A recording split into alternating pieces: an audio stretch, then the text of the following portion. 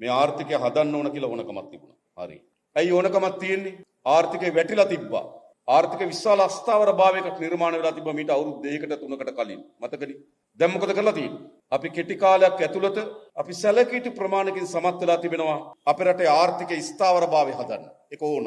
මොකද ආර්ථිකයක් නිරන්තරයෙන් අවදානම් නම් අස්ථාවර නම් බැංකු පද්ධතිය මූල්‍ය ශාස්ත්‍රයේ ආර්ථික කෙරෙහි විශ්වාසය බිඳ වැටුණු ව්‍යාපාරිකයන් කර්මාන්තකරුවන්ට ආර්ථික කෙරෙහි විශ්වාසය බිඳ වැටුණු ආයෝජකයන්ට ආර්ථික කෙරෙහි විශ්වාසය බිඳ වැටුණොත් රටට ආර්ථික ඉස්සරහට ගෙනියන්න බෑ.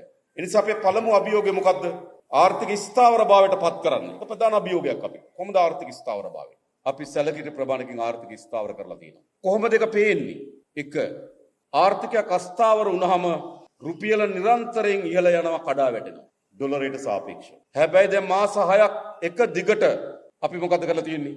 ඩොලරයට සාපේක්ෂව නැත්නම් රුපියලට සාපේක්ෂව ඩොලරයේ අගය රුපියල් 300 සීමාවේ අපි මාස 6ක් එක දිගට තියාගෙන ගියා. ඒක ආර්ථික ස්ථාවරභාවය පිළිබඳ සංඥාවක්. ඉස්සර කොහොමද තිබුණේ? ආර්ථික අස්ථාවර වුණාම මොකද වෙන්නේ? නිදියනකොට ඩොලරයේ අගය එක අගයක්, නැගිටිනකොට තව අගයක්. මතකද? රුපියල් 400ට ගියා. ආර්ථික ස්ථාවරයි. තවත් ආර්ථික ස්ථාවරභාවය පිළිබඳ සංඥාවක් තමයි ජනතාවට අත්‍යවශ්‍ය සේවාවන් අඛණ්ඩව ලබා දීම. භාණ්ඩා සේවාවන් අඛණ්ඩව ලැබෙන්න ඕන. ආර්ථිකය කඩා වැටුනම මොකද වෙන්නේ?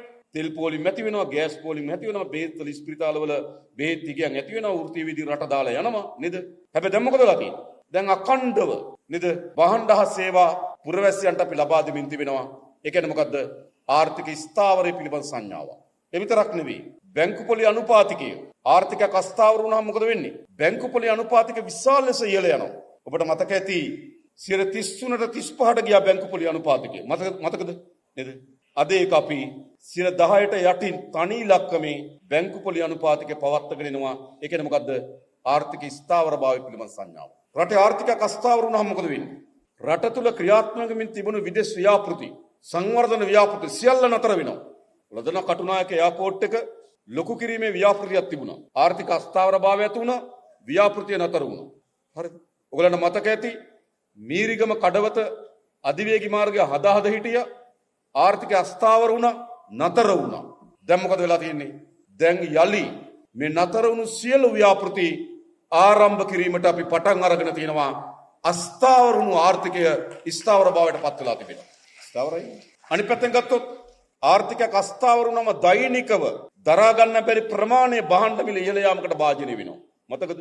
මේ සතිය අගේ නෙවෙයි ලබන සතිය. ඊළඟ නේද? සතිපතා භාණ්ඩා සේවා මිල ඉහළ යන්න පටන් ගත්තා. හැබැයි අපි සැලකිය යුතු ප්‍රමාණකින් භාණ්ඩ හා සේවා මිල පාලනය කරලා තියෙනවා. උද්දමනය අවම අගයක 70ට 75ට ගියා. අවම අගයක තියන් ඉන්නවා. ඒ කියන්නේ මොකද්ද? ආර්ථික ස්ථාවරයි. එනිසා ඡන්දෙදී අපේ රටේ ජනතාව අපේක්ෂා කරා නම් ආර්ථික ස්ථාවර කරන්න ජාතික ජනබලවේගයේ ආණ්ඩුව ආර්ථික ස්ථාවර කරලා තියෙනවා. හැබැයි ඒක විතර ප්‍රමාණවත් නැහැ. මෙතනින් ආර්ථිකය ගොඩ ගන්න ඕන. හැබැයි ස්ථාවර කරන්නේ නැතුව ගොඩ ගැනීමක් ගැන හිතන්නවත් බෑ. දැන් ස්ථාවර කරලා තියෙනවා. දැන් අපි ගොඩ ගන්න ඕන.